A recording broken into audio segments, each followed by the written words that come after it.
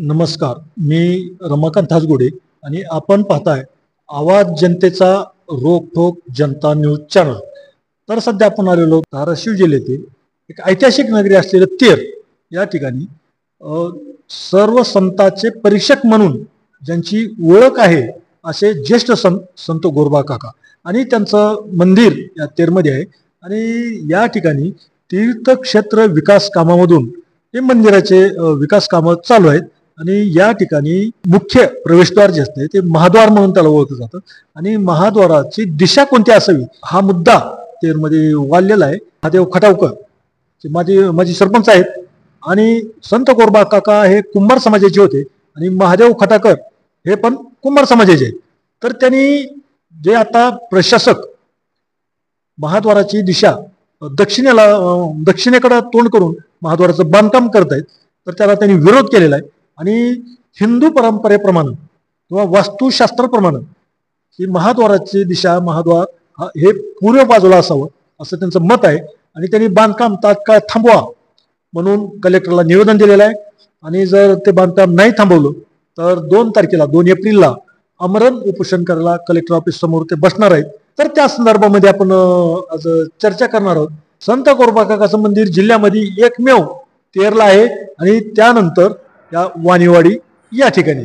तर आपण सध्या वाणीवाडी येथील संत गोरोबा काकाचं पादुका मंदिर आहे या मंदिरामध्ये आलेलो आहोत. आणि या मंदिराची ट्रस्टी आहे तिथे विश्वस्त आहेत, त्यांच्याशी आपण चर्चा करणार आहोत. तुमचं नाव सांगा. पांडुरंग मनमतप्पा उंबरे, राहणार वाणीवाडी. तुम्ही या संस्थांचे विश्वस्त अध्यक्ष आहेत. तर आपल्या जिल्ह्यामध्ये गोरोबा काकाचं मंदिर तेर नंतर वाणीवाडी इथंच आहे. तर याच्या थोडक्यामध्ये इतिहास काय आहे, इथंच मंदिर कसं काय त्याचा इतिहास. वाणीवाडी या गावामध्ये जवळजवळ आता ही 10वी 11वी पिढी चालू आहे. यातल्या मूळ आमचे जे पुरुष होते ते नारायण बाबा म्हणून ब्रह्मचारी होते आणि त्यांना इतर 4 भाऊ होते.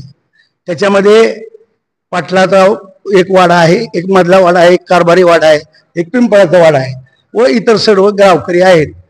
आमच्या इथं आमचे जे मूळ पूर्वज आहेत नारायण बाबा, त्यांना तेरकर वाणी बाबा असं म्हणतात.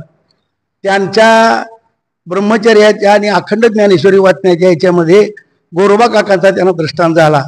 आणि माझ्या समाधीला तेरणीच्या काठावर असणाऱ्या समाधीला महाकालेश्वर मंदिराजवळच्या माझ्या समाधीला निवडुंगाचे काटे टोचलेत असा त्याला दृष्टांत झाला. उघड कर तुला तो म्हणून तू येऊन तेवढं तुझ्या हाताने कर असं म्हणल्यानंतर ते स्वतः गेले. आणि काकांना त्यांनी दृष्टांतात विचारलं त्यावेळेस की बाबा मी ती होडकणार कसं. तर त्यावेळेस त्यांनी सांगितलं की तेरणा काठावर अगोदर दक्षिण बाजूला जी चिंताचं झाड आहे त्याच्या बुडापासून उत्तरेकडे 100 हातावर माझी समाधी आहे. तू त्यातल्या माझ्या निवडुंगाचे काटे माझ्या समाधीला टोचालेत, तेवढे नारायण तू काढ. म्हणजे 100 हातावर 100 हात. फूट ही असं माप नव्हती, मीटर फूट नव्हती, हातावर माप होती. 100 हातावर सांगितलं. आणि त्यांनी मग ते 2-4 दिवस ती झाडं तोडली आणि त्यांना ती समाधी सापडल्यानंतर त्यांनी आयुष्यभर तिथं जाऊन सेवा केली. पुन्हा ती गोष्ट त्यांच्या एक लहान मूल त्यांच्या बरोबर गेलं. त्यानं बघितलं तर हे ज्ञानेश्वरी वाचताना समोर एक सर्प मोठा येऊन फडी काढून ऐकत होता. त्यानं गावात येऊन सांगितलं. मग सगळ्या लोकांना कळालं काकांची समाधी इथं आहे. मग लोक यायला लागली. मग त्यांनी तो परिसर स्वच्छ करून महाकालेश्वराचं मंदिरही उघड झालं. आणि ते तर जुनच मंदिर आहे, ते पहिलंच मंदिर आहे, त्याचीच काका सेवा करत होते म्हणून काकांची समाधी तिथं आहे, तिथं केलेली आहे. तर त्या पद्धतीनं मग गेल्यानंतर अनेक लोकांना कळालं आणि मग तो परिसर स्वच्छ करून मग त्यांनी काकाचं मंदिर तयार केलं.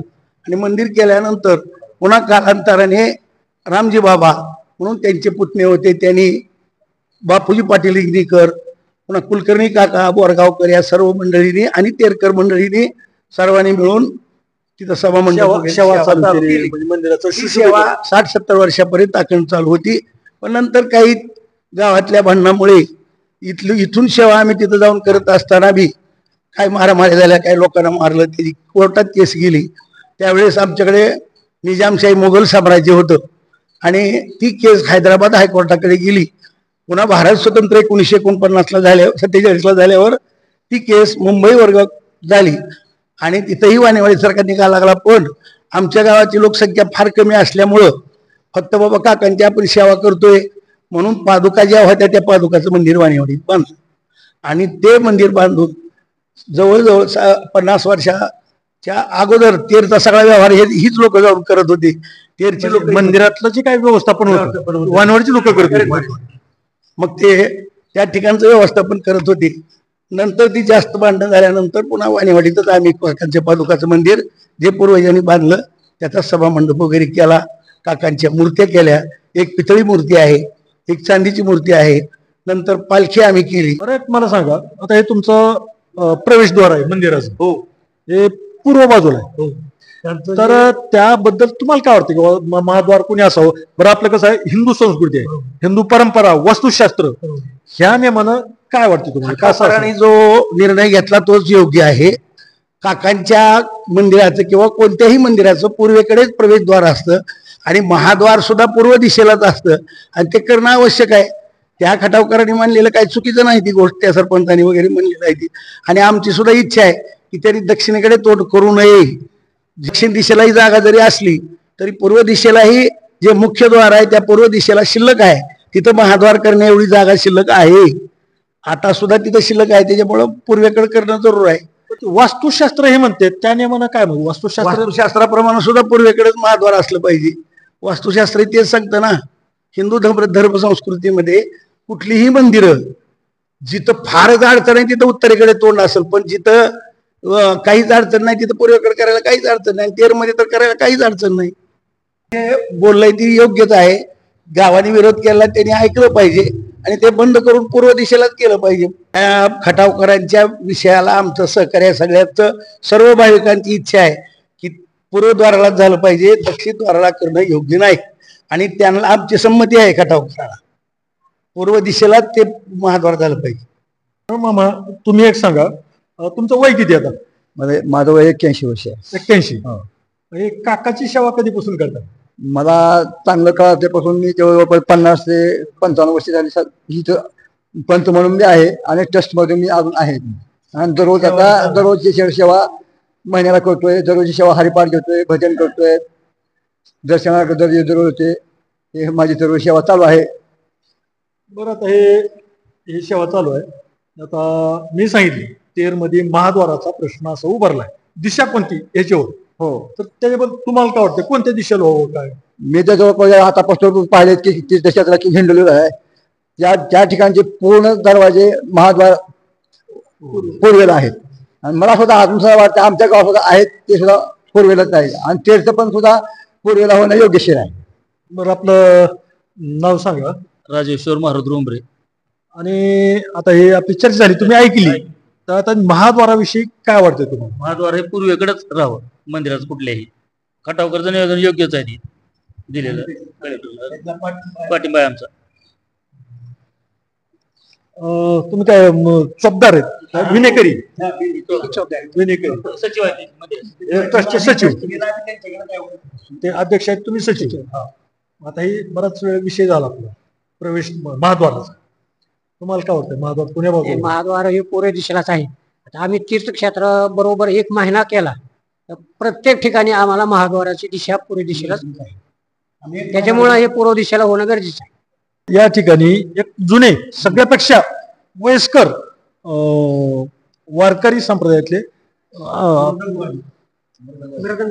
मृदंग वादक आहेत तिथले वाणीवडीतले, तर त्यांची पण आपण थोडीशी प्रतिक्रिया जाणून घेऊ. तुमचं नाव सांगा. बसलिंग माळिंग कोरडे. तुमचं वय किती आहे? वय भरपूर दिसतंय. 80. भरपूर झालं. आता तुमच्या वयाची कोण आहेत का नाही इथं गावामध्ये? आहेत का? पण 80 वय असून सुद्धा अजून म्हणजे जरा थोडस तरुणासारखं अजून मृदंग वाजवत आहे म्हणजे सेवा. काकांची सेवा करण्यामुळं 80 वय होऊन सुद्धा, नाहीतर आजकाल 60च्या पुढे कोण टिकायलाच तयार नाही. 60च्या पुढे नाही. दररोजची सेवा. असाच आता आपण चर्चा केली, काकाचाच विषय निघालाय. तेरमध्ये असा वाद निर्माण झालाय की महाद्वार इकडं पूर्वेलाच व्हायला पाहिजे. खाल्ला आपल्या गावठी भाषेत खाल्ला. आणि इकडे म्हणजे की ते दक्षिण म्हणजे राक्षसाकडून व्हायला नाही, तिकडे राक्षस असतील. काय नको, पूर्वेकडेच व्हायला पाहिजे. खाल्ला पुन्हा जाळवायला पाहिजे. आता हे चोपदार आहेत जे भजन चालू असतं, कीर्तन असतं, त्यावेळी चोपदार हा एक महत्वाचा घटक असतो. माझं नाव दयानंद भीमराव जाधव. मी वाणीवाडीत लहानपणापासून चोपदारकी करतो मंदिराची. लहानपणापासून म्हणजे किती 25-30 वर्षापासून. कितवीला असाल त्यावेळेस? तरी चौथीला असत, 4-5. चौथीला असताना पासून चोपदार म्हणून मोठी सेवा आहे मग तुमची. आवड आहे मला, पूजा बी करतो इथली मी, सगळंच मी करतो इथे. बघतायत बघतो लहानपणापासून. लहानपणापासून. बरं, आता इथली सेवा करतो तुम्ही मंदिराविषयी, तर इथल्या मंदिराविषयी सगळं आपण जाणून घेतलं इथे ट्रस्टीकडून. आता महत्वाचा विषय आहे तेर मधला, महाद्वार कोण्या दिशेला करावं, खाल्लकून म्हणजे पूर्वेला करावं का दक्षिणेकून म्हणजे राक्षकून करावं, इथं तर चालू पूर्वीलाच करावं लागतं. ती हाय ती बरोबर आहे. ते जे खटावकर म्हणतात का ते मांसाहार घेऊन जातील ती योग्यच आहे. ते आपल्या हाताने आपल्या देवाचा विलंब केल्याने होते ना. म्हणजे पावित्र्य ती तसं होणारच आहे. ती का तर बुकरवाडीला जाणार रस्ता आहे ती, त्या रस्त्याला कोणाला अडवता येणार नाही. तुम्ही इकडून जाऊ नका तेव्हा ते नाही, पण लय लोक तिथून जाणार, ते अडवता येणार नाही. देवाची विटंबना होती ना, त्याच्यापेक्षा तिकडेच महाद्वार पूर्वेलाच केलं बरोबर आहे. पूर्वेला जी दार आहे त्याच्या पुढे थोडं पुढे जागा मोठं प्रवेश प्रशस्त पाहिजे, जागा आहे ना, पण जागा आहे त्या जागेवर करावं. भूकणवाडा रोड गेला त्या रोडला पूर्वेकडे करावं माझी बी अशी अपेक्षा आहे. आमचा त्यांना पाठिंबा आहे म्हणून. तर आपण पाहिलं ते संत गोरोबा काकाचं मुख्य मंदिर तेरला आहे. तेर नंतर जिल्ह्यामध्ये फक्त इथं वाणीवाडीला आहे. तेर मध्ये जेवढे काही रूढी परंपरेप्रमाणे काकाची सेवा केली जाते तेवढीच इथं पण केली जाते. उलट या ठिकाणी 16 लाखाचा जे कार्तिकेला पंढरपूरला पालखी असते काकाची, तेर मधून असते, इथून असते, तर इथून 16 लाखाचा चांदीचा रथ आणि सिल्वरचा रथ यांनी बनवलेला आहे. इतकी श्रद्धा काकावर इथली आहे. आणि आपण काकाची मूर्ती कशी आहे ते आपण चॅनलवर दाखवलेली आहे. चांदीची मूर्ती त्यांनी बनवून घेतलेली आहे. काकावर अपरंपार श्रद्धा असलेले हे गाव आहे आणि गावात आपण विश्वस्तांची चर्चा केलेली आहे. आणि सर्वांचं मत तेच आलंय की कुठलंही काकाचं तर असो, पण कुठल्याही तीर्थक्षेत्राचं आणि देवस्थानचं हे प्रवेशद्वार महाद्वार हे पूर्व दिशेला असावं. आणि जे आता तेरमधून मुन्ना खटावकर यांनी जे निवेदन दिलेलं आहे त्या निवेदनाला किंवा त्यांच्या जे काय आंदोलन आहे, त्यांचं उपोषण आहे, त्यांना यांनी संपूर्ण पाठिंबा दर्शवलेला आहे. मी रमाकांत हासगोडे, रोकठोक जनता न्यूज, वाणीवाडी, धाराशिव.